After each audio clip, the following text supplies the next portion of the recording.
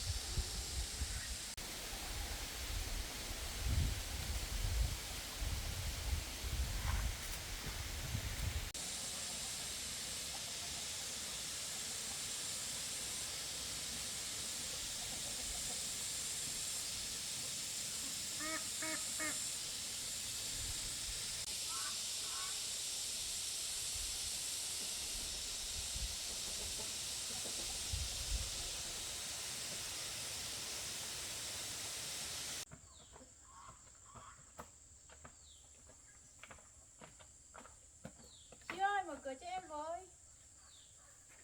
Đến rồi à? Vâng.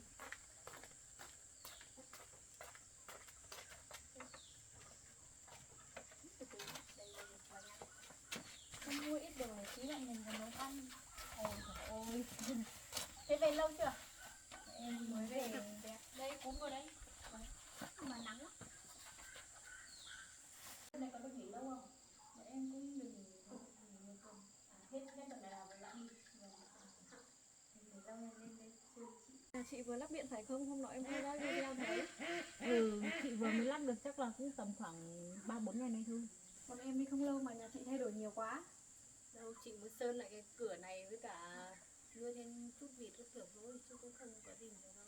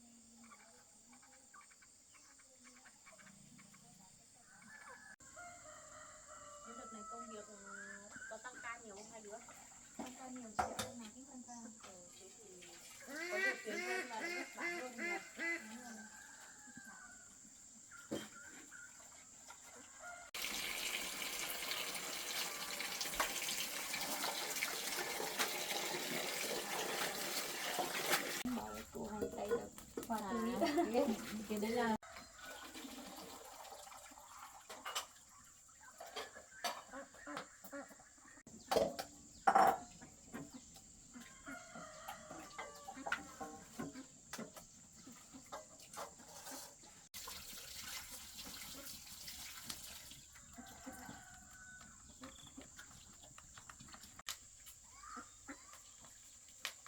mình không có phở lắm.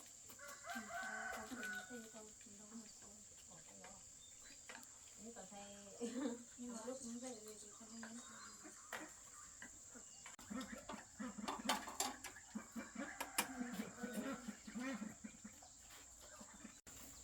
nên mình là cái thành phố mình có kính đâu món phấn nó đi mua thời gian nó món nó qua thằng nó mua lo có xe thằng nó còn một chơi con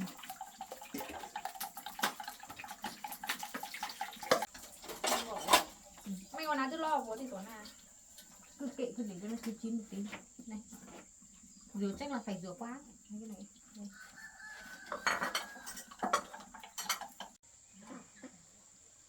Có về nhà uống rồi. Hôm nay cũng nghe thấy cô ghé bảo quan tâm nó về nhà đồ.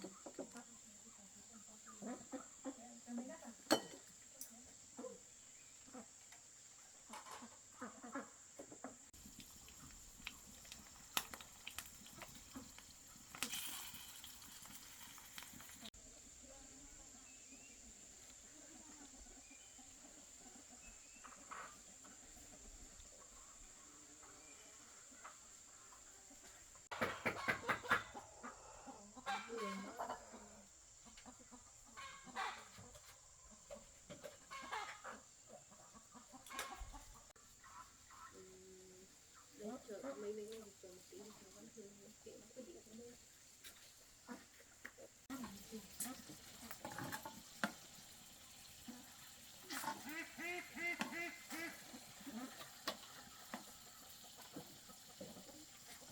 Ra hay như nào?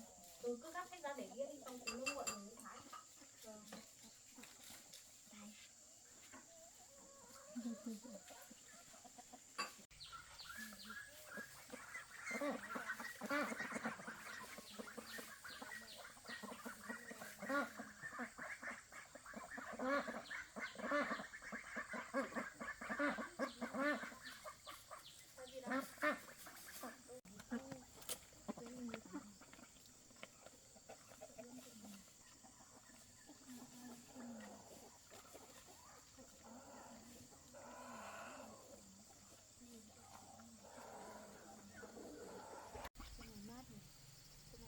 Nhiều gió, chắc nào cũng có gió.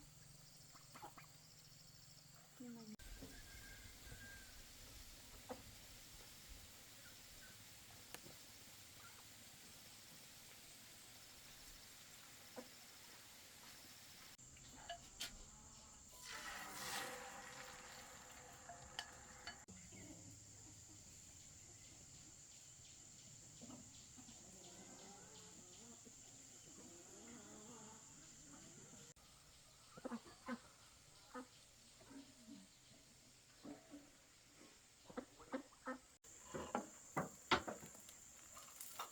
sốt cũng phải nghệ thuật nhưng mà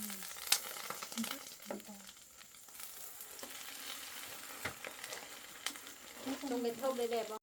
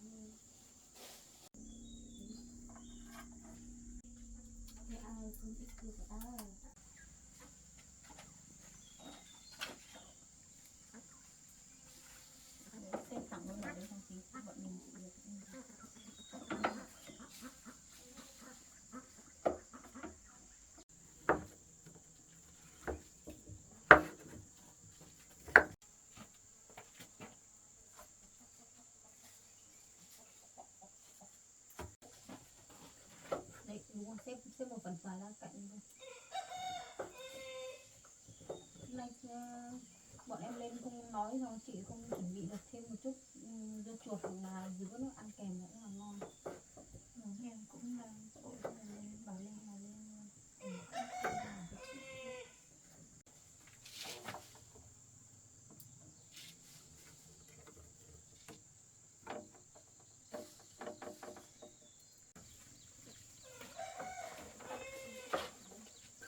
Đây cho 4 lần nữa cũng được cũng ạ.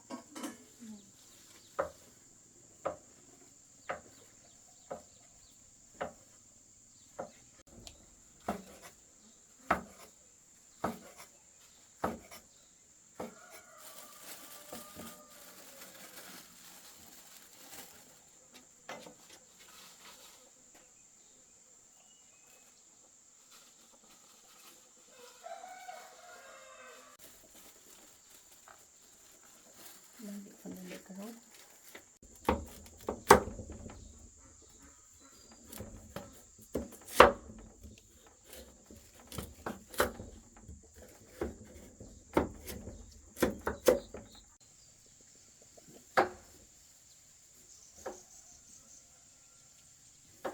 ăn bún đậu nhưng mà chỉ ăn bún mình ăn này kia kia, còn đậu với mắm tôm ăn được, rau cũng không ăn được.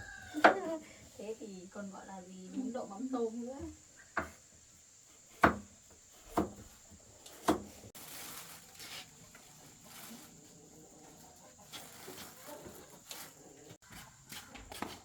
Đấy, để ở đây. Đây, xếp gọn mấy cái điện thoại này vào. Để gọn gọn. Rồi để đấy. Em bé ơi, ăn đồ ăn này chín rồi đấy.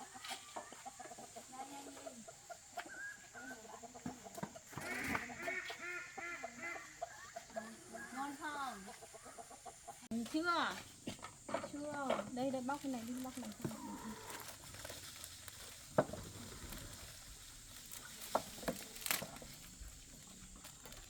Mình có bỏ ra không nhỉ, hay là kệ trong này nhỉ? Cứ kệ nó để đấy đi.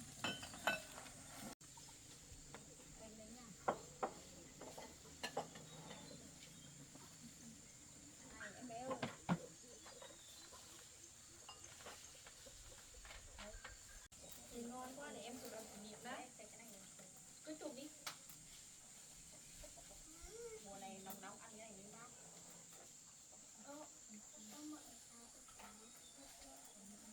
Đấy là nước này thôi. Lâu lâu không gặp Dô gái nhỏ. Hai ba Dô nha. Đã quá. Ăn 10 chị nha, 10 em nha. 12 em với 10 chị nha. Sao thế? Dài quá à? Cuốn vào, đây cuốn vào. Đấy. Ăn trứng ở đây nhá. Có. Xoài nước Chua chua. à, không chua. À thế lúc này đây có xoài ở đây. Đây. 2 miếng mà nó có chua đâu. À, xoài này nó hơi ngọt. Xoài chua ăn Ngon quá. ôi nhưng mà như con không cần miếng nào ấy. Cắn rồi thôi. Hơi cay. Kéo.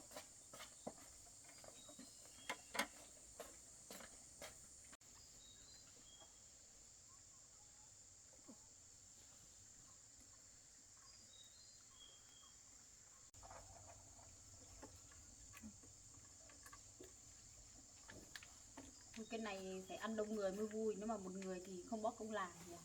Có công cầu kỳ ấy. Nhiều món. Chị thấy được cả con. Nó đây dài quá. Đấy. Ôi, béo, khó chịu quá. Ăn đi. Bố cẩn thận luôn.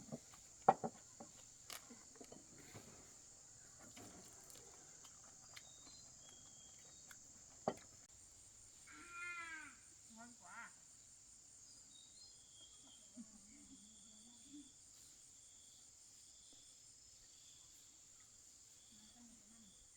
Đây lắm á.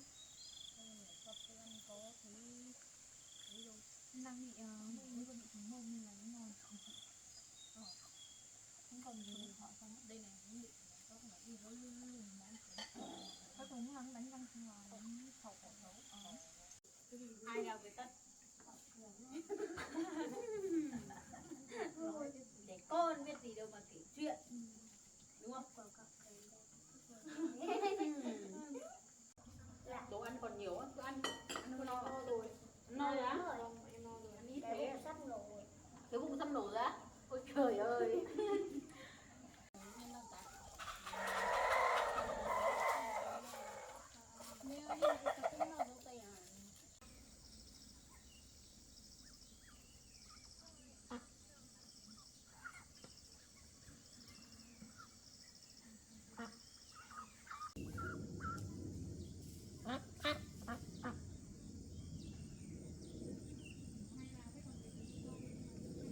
Chị ơi, thế dọn đi nhá. Em bé này ăn không hết à? Ăn no chưa?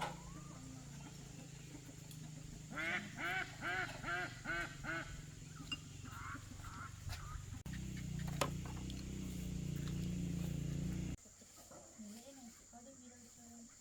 Chị á? Chắc chị ở nhà thôi, không phải đi đâu đâu. Chị xuống bọn em chơi. Thì mai xuống chơi. Thế bây giờ chị có thời gian để chị xuống chơi. Thôi chắc bọn em cũng xin phép bọn em về về thăm mẹ. Thế cứ về xong hôm nào lại lên chị chơi nhá. Vâng, Chị dành đi xuống bọn em chơi nhá. em về ra. Thế cảm ơn mấy đứa nhá, mang đồ ăn lên cho chị ăn nhá. Đây kệ đấy, chị cứ tự dọn. Đây cẩn thận nhá. Vâng, em chào chị. Bọn em về nhá. Vâng, em chào chị. Bye. Bye chị nha. Ừ.